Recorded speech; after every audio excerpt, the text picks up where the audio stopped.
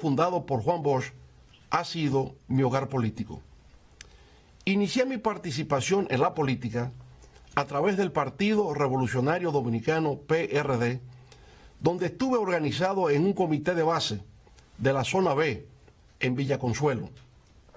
Al mismo tiempo, en la Universidad Autónoma de Santo Domingo, UAS, donde ingresé en 1971, pasando a ser miembro del Frente Universitario Socialista Democrático FUST, apéndice estudiantil del Partido Blanco.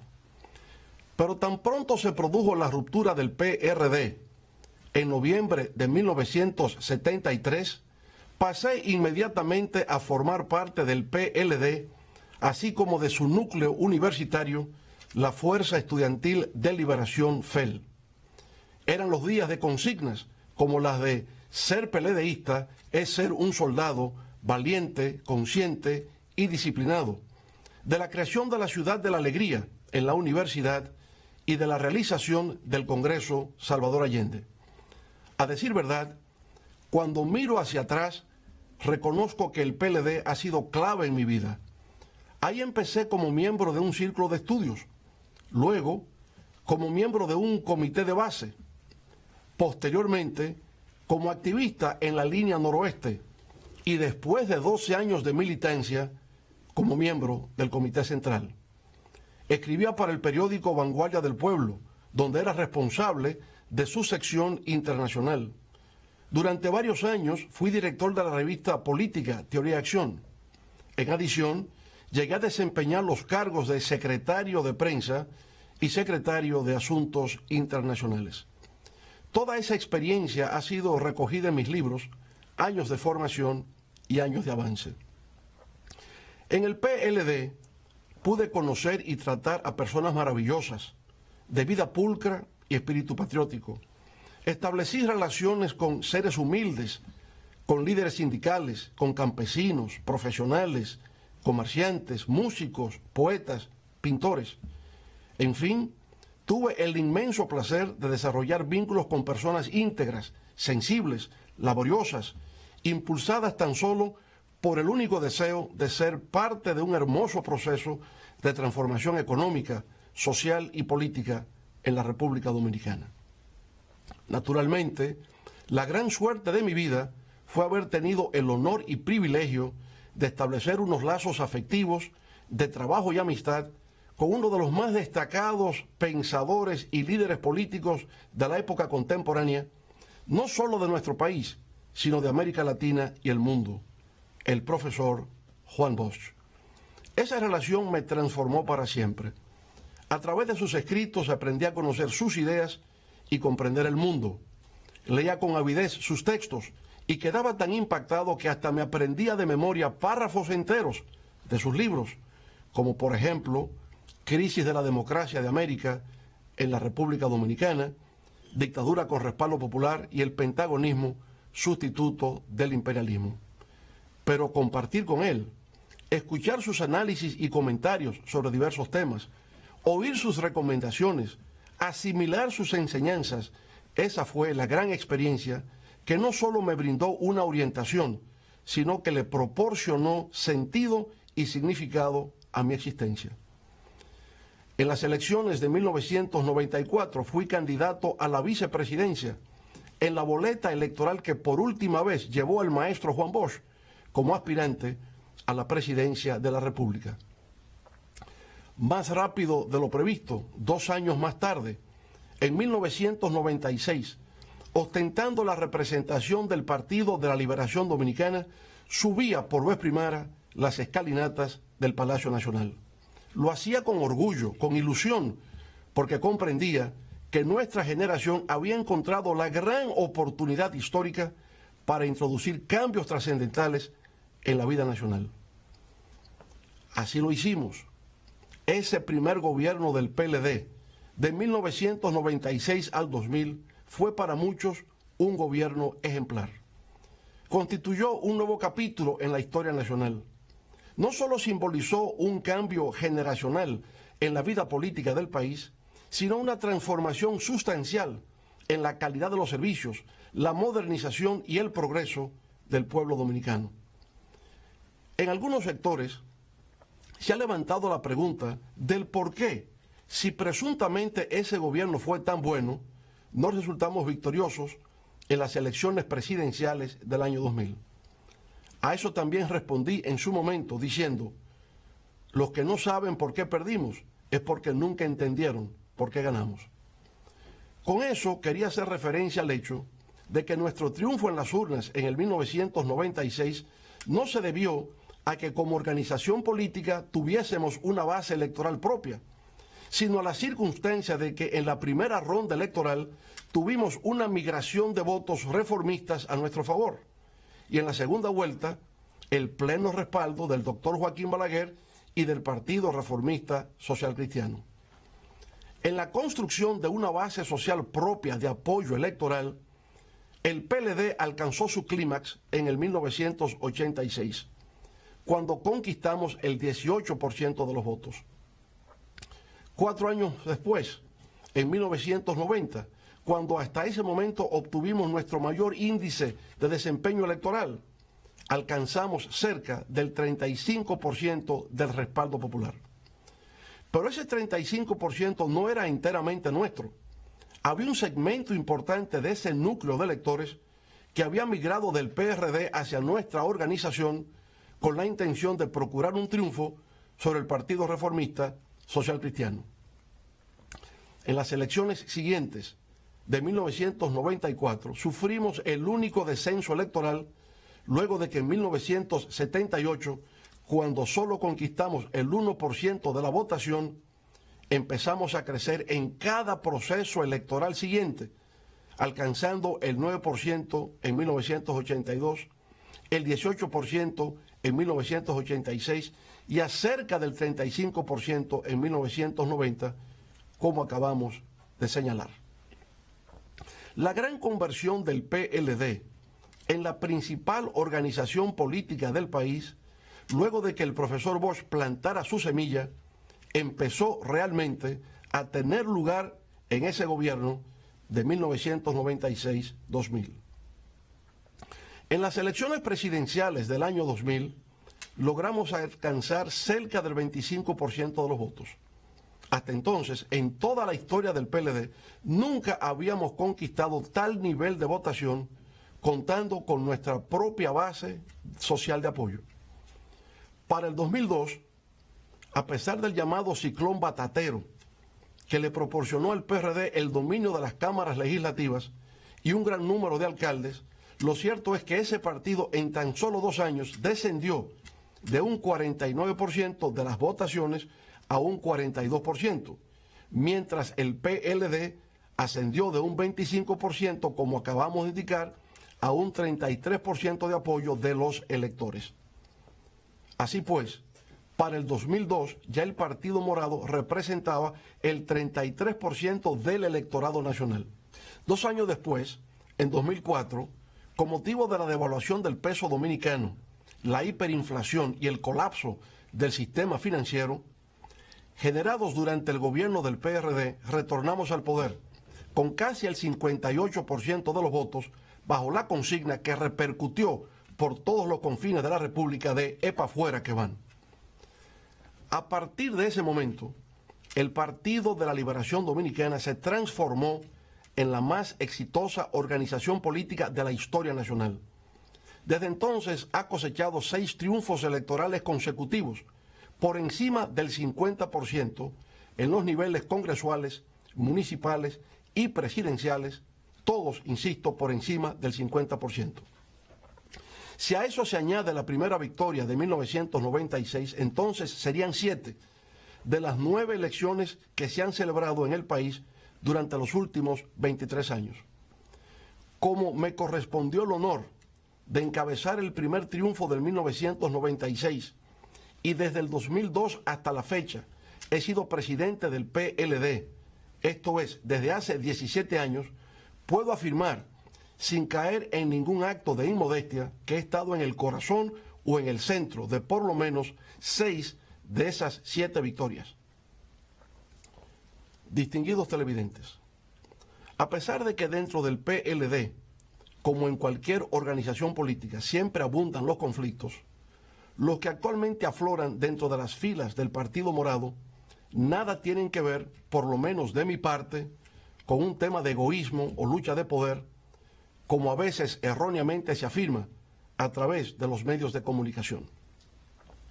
Tienen que ver más bien con lo que considero son problemas de valores, principios, actitudes y comportamientos en la vida política. Y el primero de esos valores y principios se refiere a su vez a la Constitución de la República. Durante mi primer periodo de gobierno, el doctor Joaquín Balaguer, pensando de buena fe en el futuro del país, me propuso formalmente la realización de una reforma a nuestra Carta Magna con la finalidad de presentarme a una reelección presidencial en el año 2000 para un segundo periodo consecutivo. Agradecí en los mejores términos esa propuesta por parte de esa leyenda de la política nacional que es el doctor Balaguer, pero opté por declinarla, indicándole al viejo líder que en la historia de los pueblos de América Latina y de la República Dominicana, cada vez que un hecho así ocurre, genera fuertes tensiones políticas, dando origen a gobiernos dictatoriales. Así pues, en lugar de proceder a una modificación de la Constitución, lo que hice fue lo que tenía que hacer como buen peledeísta: apoyar sin reservas, con toda mi fuerza, al entonces candidato presidencial de nuestro partido y actual presidente de la República. No tuvimos éxito, como hemos referido, pero fue por la circunstancia de no haber podido reproducir los factores que permitieron el acceso al poder en el 1996. Ahora bien, en esos comicios del año 2000, los resultados finales fueron 49.8% en favor del candidato del PRD y 24.7% en respaldo del candidato del PLD. Eso significaba, desde el punto de vista legal, que tenía que realizarse una segunda ronda electoral. Eso así en razón de que para ser proclamado como ganador, el candidato del PRD requería alcanzar el 50% más uno de los votos. No los había conquistado, pero de hecho había ganado, pues en la percepción pública ya se vislumbraba como tal. En ese contexto, nuestro candidato, que, insisto, solo había capturado cerca del 25% del electorado, presionaba a la dirección del partido para que se formara una comisión del comité político a los fines de visitar al doctor Balaguer, en procura de conquistar su apoyo para una segunda ronda electoral. El anciano caudillo reformista, viendo la realidad del cuadro que se presentaba, desestimó la propuesta. No hubo segunda vuelta y el candidato del partido del Hacho fue finalmente proclamado como ganador. Lo que cabe observar aquí, sin embargo, como característica, es la obstinación frente a lo imposible del entonces candidato y hoy presidente de la República. Fue la primera vez que puso en evidencia ese rasgo conductual de no comprender los límites de las cosas, sino considerar que, por mera voluntad, todo es posible. Para el 2004 resultaba incontrovertible que yo sería el candidato, no solo del PLD, sino del país, para terciar en los comicios presidenciales de ese año, que ganamos en forma arrolladora. Al fin y al cabo, era el único referente viviente con experiencia para gerenciar el Estado, que entonces se encontraba sumergido en una grave situación de crisis. En el 2007, el actual presidente renunció a su cargo de secretario de Estado de la Presidencia para intentar obtener la candidatura presidencial por el PLD. Todas las encuestas de aquella época me presentaban como virtual ganador en las primarias del partido. Ninguna indicaba lo contrario. Era natural que así fuese. Después de nuestro retorno al poder, la crisis económica y social heredada del anterior gobierno se dio. Y aunque luchábamos con el impacto de la crisis financiera global y la del alza de los precios del petróleo y de los alimentos, precisamente en el 2007, todo indicaba que tenía la reelección asegurada. Además, en esa ocasión no tenía ningún impedimento constitucional. Mi antecesor la había modificado para su propio provecho político. Así, en esas condiciones, lo que normalmente se estila en el mundo democrático es que el gobernante de turno no es desafiado por ningún otro miembro de su partido, dejándole el paso libre hacia un segundo mandato consecutivo. No ocurrió así en el caso nuestro. El ex secretario de la presidencia nos desafió en la lucha por la nominación presidencial del PLD para las elecciones del 2008. De nuevo volvió a obstinarse y empecinarse, con lo que resultaba una quimera imposible de alcanzar. Sucedió por consiguiente lo que tenía que suceder. Ganamos esas primarias de nuestro partido con un 70% a nuestro favor. El actual presidente, sin embargo, nunca reconoció nuestra victoria, nunca felicitó. Al revés, dijo que le había vencido el Estado. No participó en la campaña electoral, no se integró y el día de las votaciones, por si hubiese dudas, exhibió públicamente su voto para evidenciar que lo había hecho por su partido, el de la Liberación Dominicana. Supongamos ahora que hubiese ocurrido lo contrario, que el ex titular de la Secretaría de la Presidencia hubiese vencido en la contienda. En ese caso es evidente que habría humillado al presidente de la República, quien entonces no habría estado en condiciones de promover su candidatura al solio presidencial. De esa manera, por supuesto, nuestro candidato habría perdido, pero la obstinación frente a lo imposible ofuscó la claridad de pensamiento, conduciéndolo a una derrota inmerecida, la cual pudo haberse evitado. Algunos de los que hoy levantan sus voces de manera soberbia y altisonante dejaron entonces abandonado a su líder actual. Se aferraron complacientemente al nuevo gobierno y dejaron que el candidato derrotado emprendiera solo su travesía por el desierto. Pasado ese proceso, el hoy presidente se incorporó de manera normal a los trabajos del comité político. Hay quienes me han señalado que cualquier otro adversario distinto a mí, luego de lo acontecido, había procurado eliminarlo como competidor, tal como se predica en el clásico texto de Robert Greene, Las 48 leyes del poder. Sin embargo, no es mi caso. No está en mi naturaleza ser así. Para hacerlo tendría entonces que renunciar a mi propia condición humana. En las elecciones congresuales y municipales del 2010, el Partido de la Liberación Dominicana llegó a la cima de su gloria. Obtuvo 31 senadores, decenas de diputados y una gran cantidad de alcaldes. La mayoría de esos legisladores electos me visitaron a Palacio para indicarme que estaban a mi disposición para realizar una reforma a la Constitución que me permitiese un tercer periodo consecutivo. Se recogieron 2 millones de firmas para persuadirme de la necesidad de continuar al mando. Se realizó una gran concentración en el Palacio de los Deportes a tales fines. En mi intervención, sin embargo, dejé claro, sin titubeo alguno, que endosaba esos 2 millones de firmas al partido, debido a que la Constitución de la República me impedía una nueva reelección. Se aproximaban las nuevas elecciones presidenciales del 2012. El actual presidente de la República no marcaba bien en las encuestas.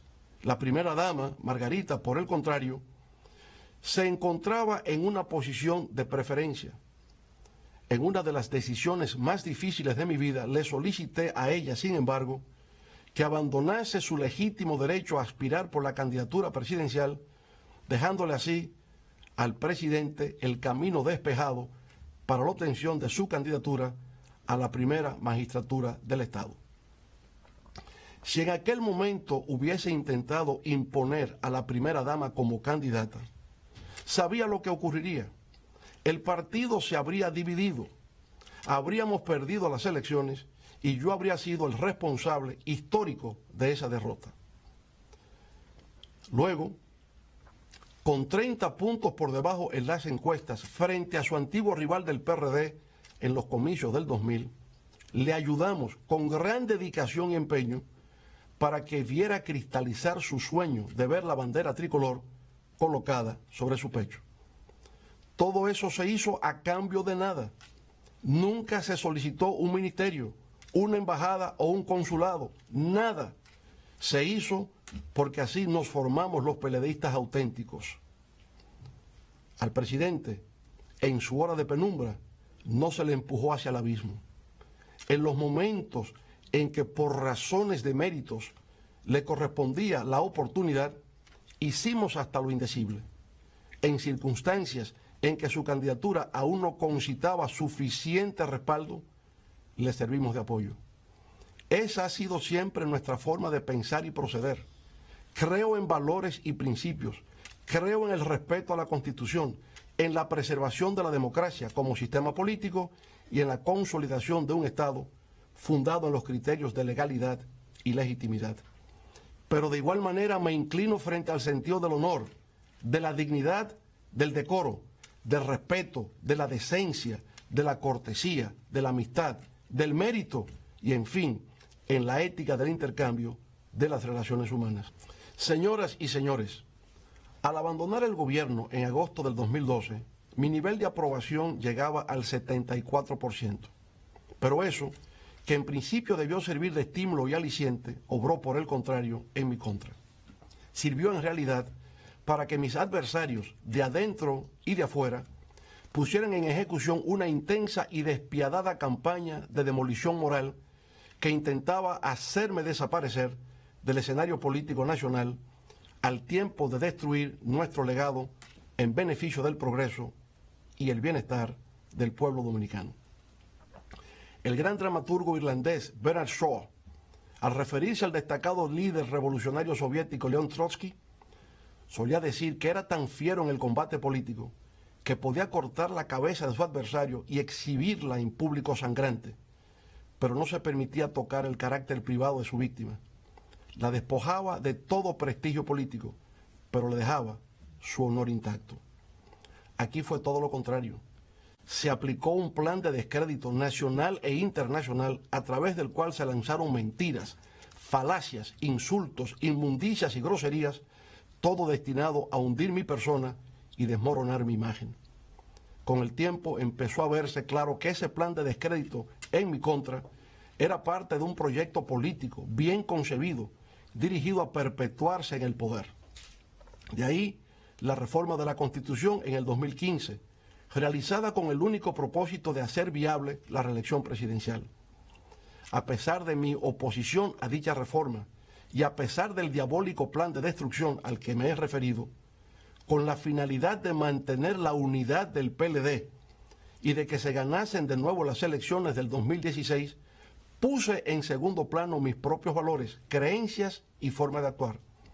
Acepté suscribir un acuerdo de 15 puntos firmado por todos los miembros del comité político. En esa ocasión, la obstinación frente a lo imposible funcionó debido a que se actuaba desde una lógica de poder y el criterio de que la fórmula de 2 periodos de ejercicio presidencial y nunca más debería ser la norma a tomar en consideración fue aceptada por distintos sectores. Pero ese acuerdo valió de poco a la hora de ejecutar medidas que constituían una obligación a cargo del grupo oficialista. Se incumplieron de manera atropellante varios de sus acápites, incluyendo recientemente el impedimento para que el compañero Demóstenes Martínez asumiera la presidencia de la Cámara de Diputados.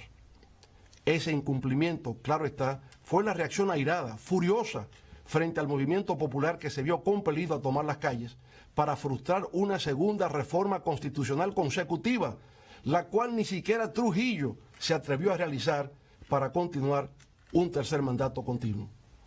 Bajo la consigna de que la Constitución no está en venta, distintos sectores de la sociedad dominicana, desde los más humildes, como los motoconchistas, hasta profesionales de diversas ramas, artistas, religiosos, sindicalistas y empresarios, levantaron su voz de protesta. Fueron días espléndidos e inolvidables de lucha, de batallar por una causa que al menos por un instante le devolvieron a la política un sentido de mística, de dignidad y de patriotismo. Luego han venido las elecciones primarias abiertas del PLD, celebradas el pasado 6 de octubre. Esas elecciones constituyen una mancha y una vergüenza en la historia del Partido de la Liberación Dominicana. Se emplearon todas las maniobras malignas concebibles hasta llegar a convertirlas en lo que realmente son, el primer matadero electoral automatizado del siglo XXI. A pesar de haberse hecho uso en forma grosera de miles de millones de pesos, de alzarse con todo el peso institucional del Estado, de contar con el involucramiento activo de ministros, gobernadores, directores departamentales, alcaldes y militares, la fuerza del pueblo salió triunfante. La fuerza del pueblo venció al Estado, demostró que a pesar de todas las adversidades y vicisitudes, es hoy por sí misma una fuerza política respetable, con peso específico en la República Dominicana. Las fuerzas gubernamentales ni vencieron ni convencieron, y para intentar imponerse, sus miles de millones de pesos invertidos resultaron insuficientes, pues tuvieron que recurrir, en adición, a la realización de un fraude electoral. Ese fraude estuvo programado para entrar en funcionamiento desde las primeras informaciones transmitidas sobre el resultado de los cómputos, pero se aceleró e intensificó cuando con el 90% de las mesas computadas la tendencia nos proyectaba como ganador. Fue ahí, precisamente ahí, cuando a partir de las 6:30 p.m., solo faltando por computar el 10% de las mesas o 200.000 votos sobre el 1.600.000 que ya se habían computado, que se produjo el fenómeno que ha dejado a destacados especialistas de la ciencia de la data y de las estadísticas en estado de desconcierto y de perplejidad. Nunca habían visto un hecho semejante. Aseguran que lo que se produjo fue por una de dos razones, por milagro o por fraude. Sostienen que lo acontecido en esa recta final de los cómputos fue algo inusual, que no parece responder a una causa natural. Esto último está dicho en lenguaje muy diplomático. En realidad, lo que se ha querido hacer significar es que lo ocurrido está más allá de la capacidad humana. Digámoslo claro, ni con el fraude que habían montado nos ganaban. A las 6:30 p.m. entraron en pánico, pisaron el acelerador y dejaron la huella del crimen.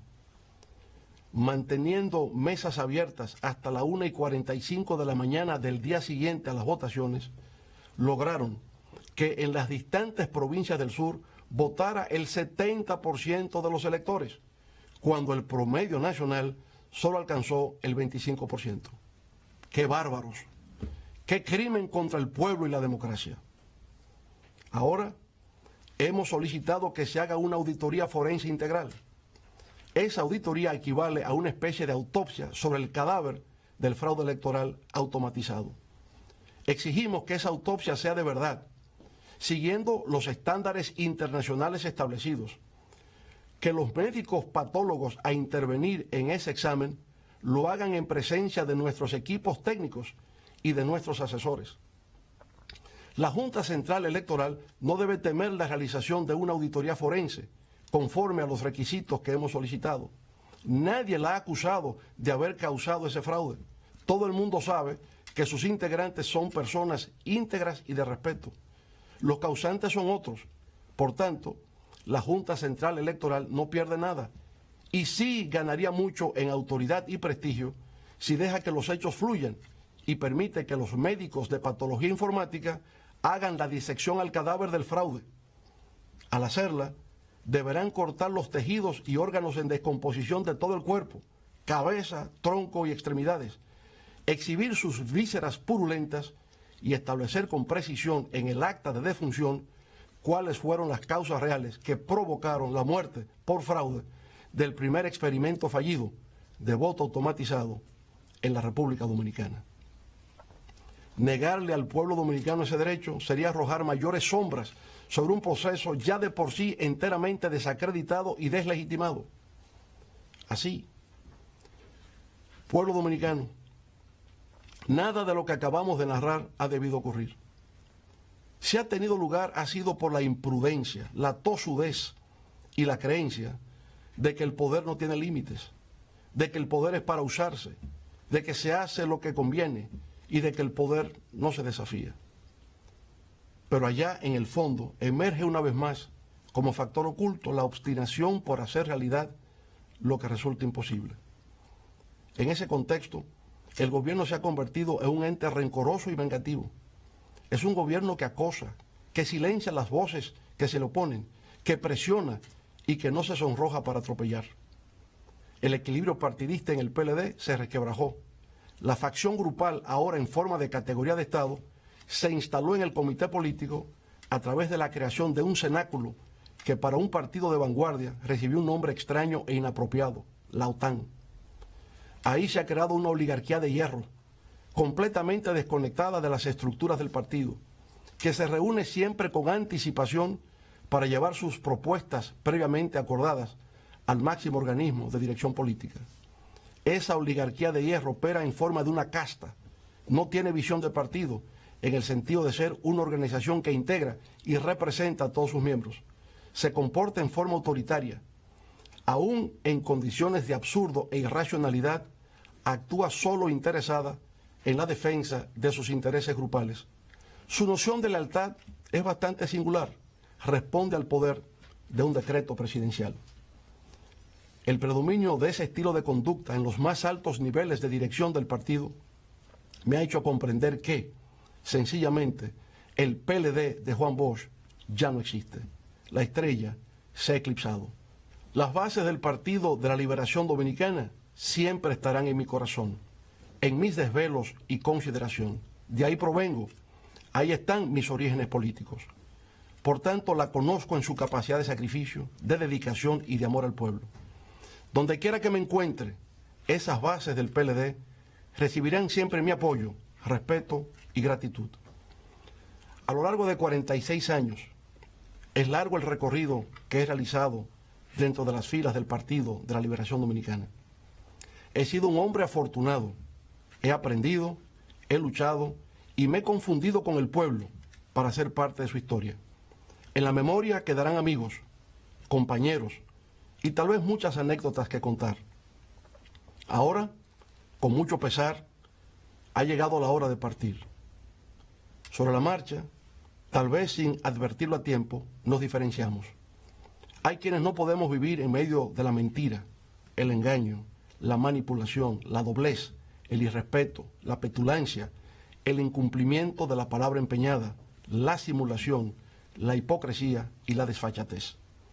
Después de haber vivido los 46 años más fructíferos de mi vida, de considerarme un humilde discípulo de la Escuela de Pensamiento de Juan Bosch, presento, de manera irrevocable, formar renuncia a mi condición de presidente y miembro del Partido de la Liberación Dominicana. Ahora, guiado por el Espíritu Divino, me esperan otros caminos por transitar. En principio, la creación de un nuevo proyecto político, la fuerza del pueblo, que procurará conquistar por fuera lo que desde adentro nos fuera usurpado, la esperanza del pueblo dominicano por siempre construir un mejor futuro. La fuerza del pueblo será un proyecto de unidad nacional que va más allá de unas siglas para representar los anhelos de las grandes mayorías. Será un proyecto profundamente democrático que apueste por el cumplimiento de las reglas de juego, la transparencia y la participación dinámica de todos los sectores de la sociedad. Será además un proyecto renovador en las formas y en el fondo, un proyecto cercano y humano, en fin, un proyecto de futuro, integrado por hombres y mujeres, jóvenes y ancianos, capaz de devolver la esperanza y la confianza del pueblo dominicano en sus instituciones. En lo inmediato, con el apoyo recibido en las primarias abiertas el pasado 6 de octubre, continuaremos sumando a distintos sectores de la sociedad dominicana, deseosos de formar parte de una nueva organización política que abre sus puertas a la participación democrática.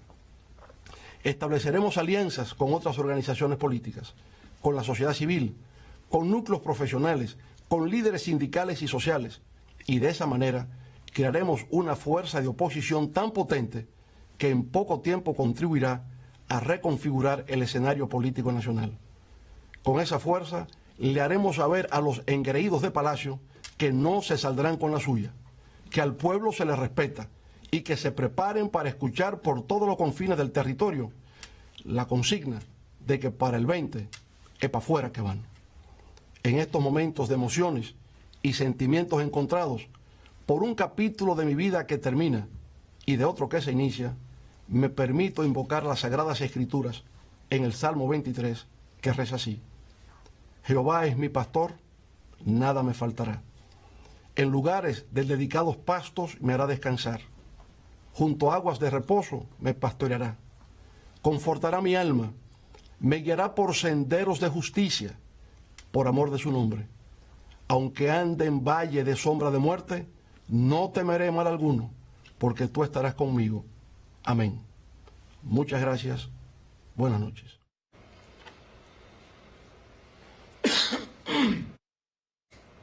Bueno, amigos televidentes, retornamos aquí ya al set del grupo de medios Telemicro después de ese discurso de 36 minutos que el presidente de hasta hace unos segundos era el presidente del Partido de la Liberación Dominicana, ahora forma parte de otro proyecto político que él anunció que se llama La Fuerza del Pueblo. Precisamente en el día de hoy el partido